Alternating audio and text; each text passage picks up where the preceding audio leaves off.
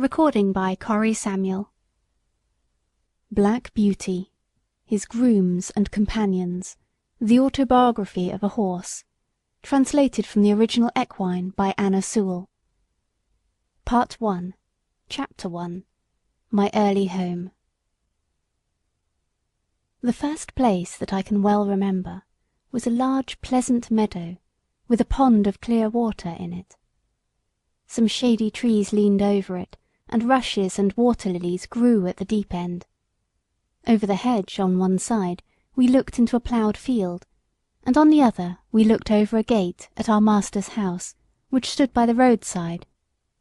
At the top of the meadow was a grove of fir trees, and at the bottom a running brook overhung by a steep bank. While I was young I lived upon my mother's milk, as I could not eat grass. In the daytime I ran by her side, and at night I lay down close by her. When it was hot, we used to stand by the pond in the shade of the trees, and when it was cold we had a nice warm shed near the grove. As soon as I was old enough to eat grass, my mother used to go out to work in the daytime and come back in the evening. There were 6 young colts in the meadow besides me. They were older than I was. Some were nearly as large as grown-up horses. I used to run with them and had great fun. We used to gallop all together round and round the field as hard as we could go. Sometimes we had rather rough play, for they would frequently bite and kick as well as gallop. One day, when there was a good deal of kicking, my mother whinnied to me to come to her, and then she said, "I wish you to pay attention to what I am going to say to you. The colts who live here are very good colts, but they are cart-horse colts, and of course they have not learned manners. You have been well bred and well born. Your father has a great name in these parts, and your grandfather won the cup 2 years at the Newmarket races. Your grandmother had the sweetest temper of any horse I ever knew, and I think you have never seen me kick or bite. I hope you will grow up gentle and good, and never learn bad ways. Do your work with a good will, lift your feet up well when you trot, and never bite or kick, even in play."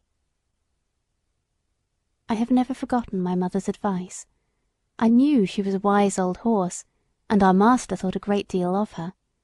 Her name was Duchess, but he often called her Pet. Our master was a good, kind man. He gave us good food, good lodging, and kind words. He spoke as kindly to us as he did to his little children. We were all fond of him, and my mother loved him very much. When she saw him at the gate, she would neigh with joy, and trot up to him. He would pat and stroke her, and say, "Well, old Pet, and how is your little darky?" I was a dull black, so he called me Darky. Then he would give me a piece of bread, which was very good, and sometimes he bought a carrot for my mother. All the horses would come to him, but I think we were his favourites. My mother always took him to town on a market day in a light gig. There was a ploughboy, Dick, who sometimes came into our field to pluck blackberries from the hedge.